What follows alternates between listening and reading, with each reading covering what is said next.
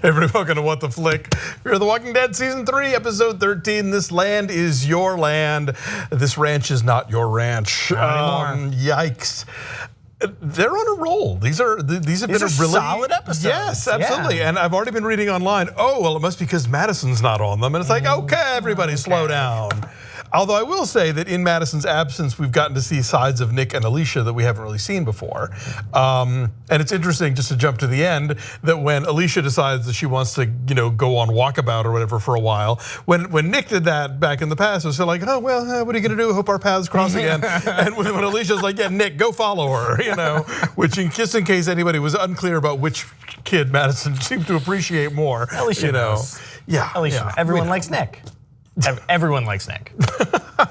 Well, I think Madison, relies on Alicia. Let's put it that way, if nothing else. So this was, you speculated last week the possibility of this being a bottle episode, and it was kind of sort of 2 bottle episodes, like that really fancy, like bitter lemon or the tonic water that you get, like that comes in a little 4-pack. Right. We had a little one over here, one over here. I mean 3 technically, if you want to include, Ophelia in the air shaft. I didn't, but that's a good point. But she didn't get nearly as much sort of exposition backstory as the other 2. I don't even think that Nick and Troy got enough screen time in terms of justifying a non-bottle episode. It was like 80% of the episode was like a really solid, compelling, character-driven Alicia story. Right. And then, what are Nick and Troy blowing up? Let's check back with them. Yeah, they were there for the gore. They had no plan. They were like, let's blow up the one blow-upable thing. Does that sound like good to you? Well, we don't have anything better to do, so let's fucking go there. And then we'll trap ourselves in a helicopter. What could go wrong, I'm having a great time driving this truck. Oh no, it didn't go well. Oh man. Okay, here's another thing. If you're gonna use your pickup truck to mow down zombies, roll up the fucking windows. Yeah. Like your windshield is splattered with viscera and blood, and the windows on the side are wide open. Like if I turn on my washer wiper fluid, I get that shit coming through the window. I don't want fucking zombie blood. What the hell? I know it's hot outside, but like roll them up. Come on. No, but you're right. Most of this episode is Alicia down in the basement and in the cellar and trying to figure out how to keep people alive. And not. I thought that was the compelling part of the episode. True. Is that right away they decide, hey, we have to make real, practical, logical decisions here. Right. We're not gonna live if we all stay alive for the next couple hours. Right. But some of us can live. Exactly. If the ones who are dead men walking, if we do something about it. If we can chop up the bitten, we're tough good. Choices. Yes. Real, tough choices, and you could see that in the performances, I thought. Definitely, no, she, this was, I think, for Alicia Debnam Covey, like this is her episode. This is her, I don't know if this is an Emmy clip kind of show, but these are, maybe the Saturn Awards, whatever. But like this was her jam, I thought.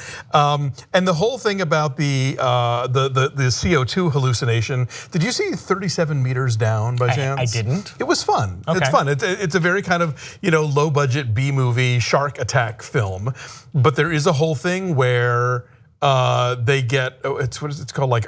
It's nitrogen, something psychosis. Okay. It's some sort of thing that happens to scuba divers apparently, where if they don't get the right mix of oxygen and CO2 or whatever, that they hallucinate. And so the idea that shit was happening, and then it was because they were like, oh yeah, okay, that's very cool. I see what you're doing there. I saw that other movie, so I know what this is. Okay, yes. But yeah, no, and there were some moments where it was a little like the whole "this land is your land" monologue, and then using it at the end of the show, I thought was a little like, but on the nose. A little on the nose. But I did like Elizabeth. What was her name? The woman Christine, who has the 9/11 story. Yes, and which I thought was really interesting because on shows like this where a traumatic thing is happening, or even just in general where it's just certain kinds of narrative, I always think, did 9/11 happen in this world? Like I'm still not sure if 9/11 happened on House of Cards. Right. Oh. Okay. Shows like that where it would be a thing, and it would, especially in a political show, or just like this is sort of like.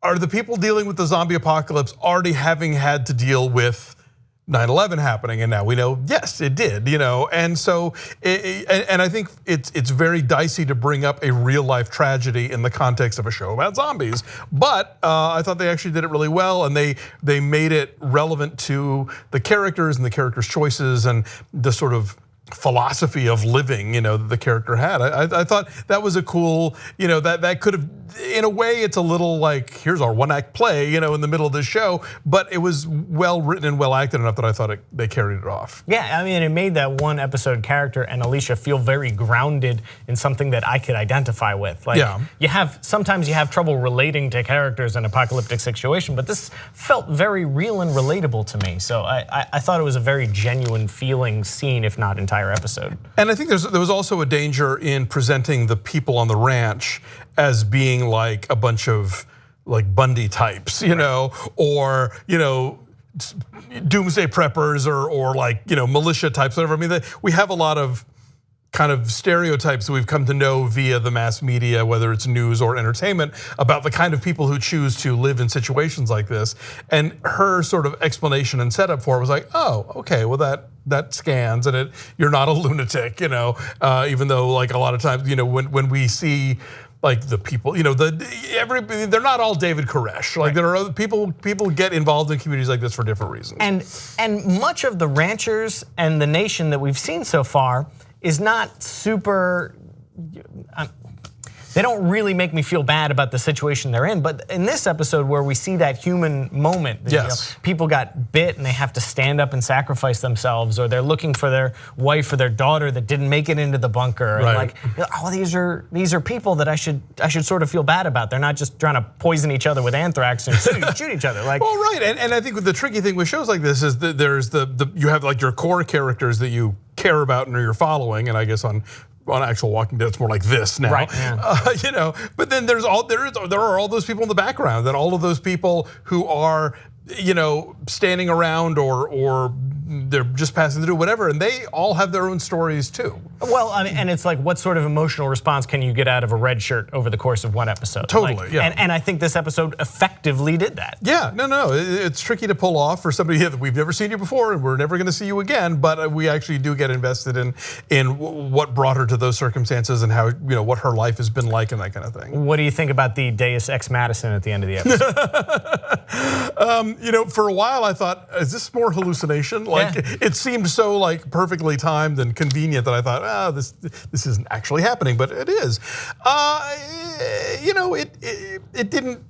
It fits with the show, I think. The show has a lot of close calls and close scrapes and convenient appearances. So, the fact that this handful of people keeps finding each other while spread out over massive, swaths of land is just kind of. So yeah, I kind of went with it. Did it work for you? No, it was fine. Yeah. The least believable part was that Strand found an ascot to sport in that exact moment. That just worked so well. I know, it did match and everything. So, he probably found the ascot first and then built the rest of the ensemble around it. So all right, so back to the dam. That's gonna be the thing now, I guess. Yeah, we're done with the ranch. We're the done ranch with is the ranch. gone. That was a conclusive ending, not at the end of the season. So that's true, you're right. Yeah, we've still got 3 episodes to go, and we have said goodbye to one of our key locations of the last of this season anyway, yeah. And maybe to one of our key characters for time being. I don't know what they're gonna do with Alicia for now.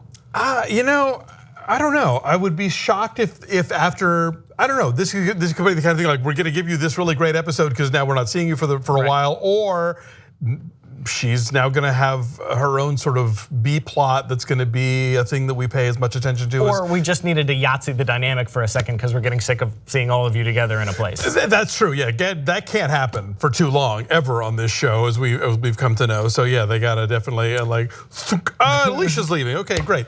I'll say I was disappointed with the amount of time that Troy spent on his own. I really like those introspective episodes where you see how one character deals with one situation, not a lot of dialogue, but like interesting storylines. And that was only 5 minutes for Troy at like essentially just the cold open. Yeah. So maybe seeing Alicia living on her own for a while could be a compelling episode. Totally, I mean, I wish more shows weren't so afraid of silence. Yeah, like I just watched Blade Runner 2049. I'm not going to get too deeply into it. We'll be reviewing it this week on What the Flick, but it's a Denis Villeneuve movie. And so if you've seen like Sicario or Wind River, like this is a guy who is not afraid to let things go by and to let there be moments of silence and introspection and making us sort of pick up on visual clues and that sort of thing. And I think a lot of TV doesn't work that way. It's just like talk, talk, talk, talk, talk.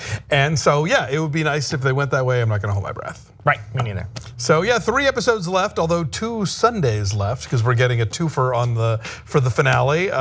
So we'll be here for those. We hope you will too. Thanks for watching.